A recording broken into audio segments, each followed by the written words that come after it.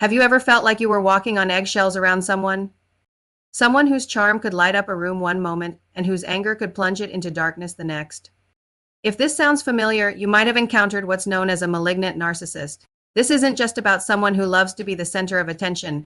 We're talking about something much more complex and serious. Malignant narcissism combines traits of narcissistic personality disorder with antisocial behavior, paranoia, and even a degree of aggression. It's a challenging and often painful dynamic for anyone caught in their orbit. Today, we are going to pull back the curtain and explore what happens when the carefully constructed world of a malignant narcissist begins to crumble. What does it look like when their ultimate currency control starts to slip through their fingers? Understanding this process is not just an academic exercise.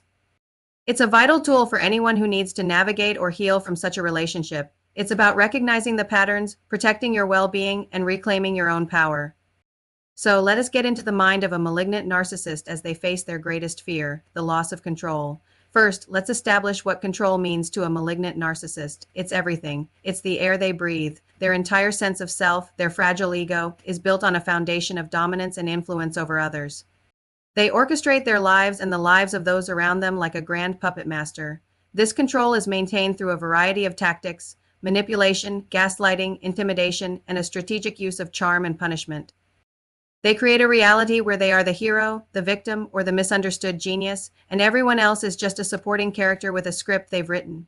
In their world, predictability is safety. They need to know how you will react, what you will do, and what you will say. Any deviation from their script is perceived not just as an inconvenience, but as a direct personal attack on their very being. This is why they work so hard to isolate their partners, family members, or colleagues, cutting them off from outside perspectives that might challenge the narcissist's narrative. Control isn't just a preference for them. It's a survival mechanism. Without it, the emptiness and insecurity they harbor deep down threatens to bubble to the surface, and that is a reality they cannot bear to face. So what triggers this loss of control?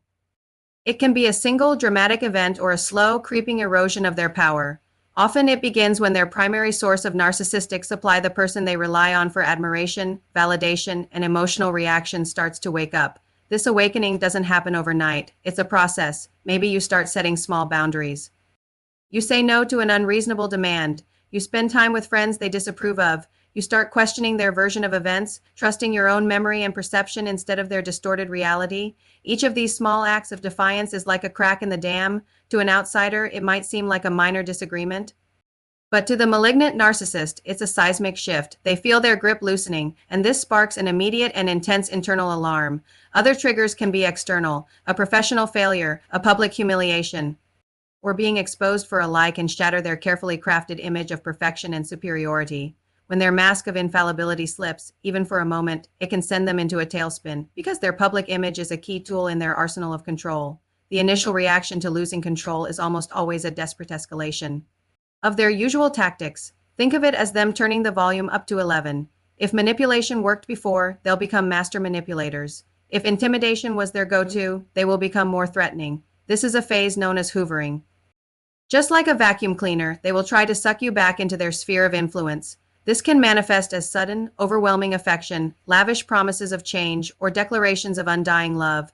They might say, "I realize I was wrong. I can't live without you. I'll go to therapy. I'll do anything. Be very cautious here." This is not genuine remorse. It's a calculated strategy. They are testing the waters, trying to see if the old buttons still work. They are a chameleon, changing their colors to whatever they think you want to see. At the same time, they might also ramp up the gaslighting, trying to convince you that you are the one who is overreacting, that you're too sensitive, or that you're misremembering things. Their goal is to create enough confusion and self-doubt to make you question your decision to pull away. They want you back under their thumb, where they can feel secure again when hoovering and escalated. Manipulation fail. The malignant narcissist's behavior takes a darker turn. Their underlying paranoia and aggression come to the forefront. The charm disappears, and the mask comes off completely. This is when you see the cold, calculating, and often vengeful nature that was always lurking beneath the surface.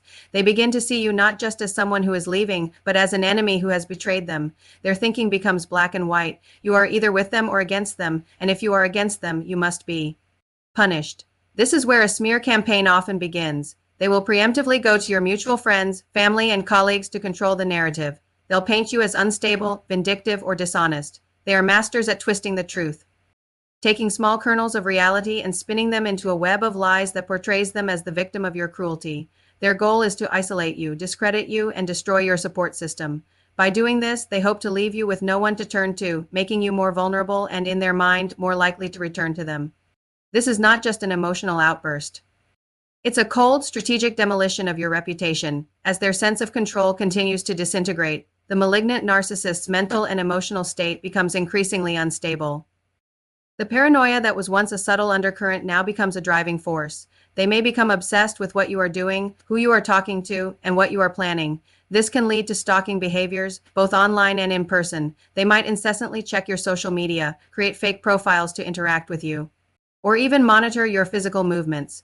Their world shrinks and their focus narrows to a single, all-consuming goal, reasserting dominance or, failing that, exacting revenge. This is a dangerous phase because their actions become more erratic and unpredictable. Their rage, which they may have kept partially in check before, can now explode with minimal provocation. This is the narcissistic rage we often hear about. It's not like normal anger. It's a terrifying, all-encompassing fury, born from a deep wound to their ego, which they perceive as a threat to their very existence. They cannot regulate these emotions because their entire self-worth is external, and you have just taken it away. What does this all look like from the inside for the narcissist? It's a state of profound internal chaos. Imagine building your entire identity on a house of cards.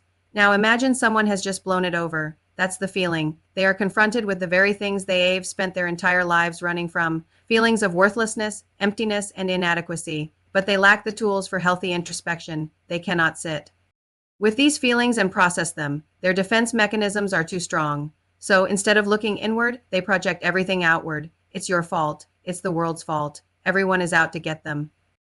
This victim narrative becomes their life raft in a sea of emotional turmoil. They genuinely believe it. In their mind, they are the noble, misunderstood soul who has been grievously wronged. This deep-seated belief that they are the victim is what fuels their righteous anger and their quest for vengeance. They feel entitled to retribution, because from their distorted perspective, they are simply righting a wrong that has been done to them.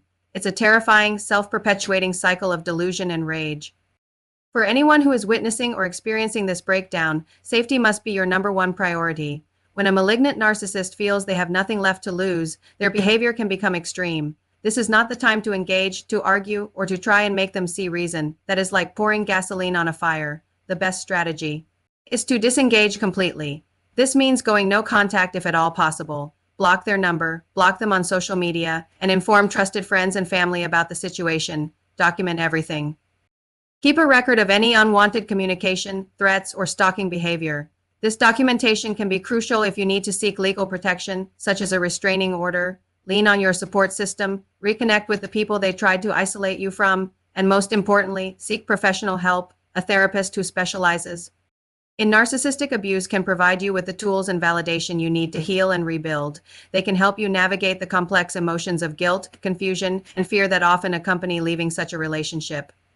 Remember, you are not responsible for their reaction. You are responsible for your own safety and well-being. Their inability to handle the loss of control is a reflection of their own deep-seated pathology, not a reflection of your worth or your actions. Setting boundaries is healthy. Choosing to leave a toxic environment is an act of self-preservation. It is the ultimate act of reclaiming your own control. The journey of a malignant narcissist losing control is a descent into their own personal hell, a place they've kept hidden behind a carefully constructed facade.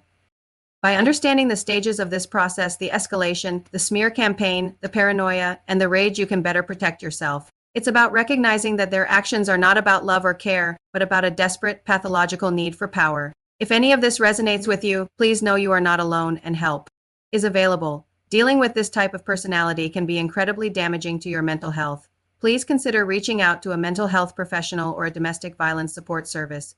Your safety and peace of mind are paramount. Thanks for watching, and please take care of yourselves. Don't forget to follow for more insights.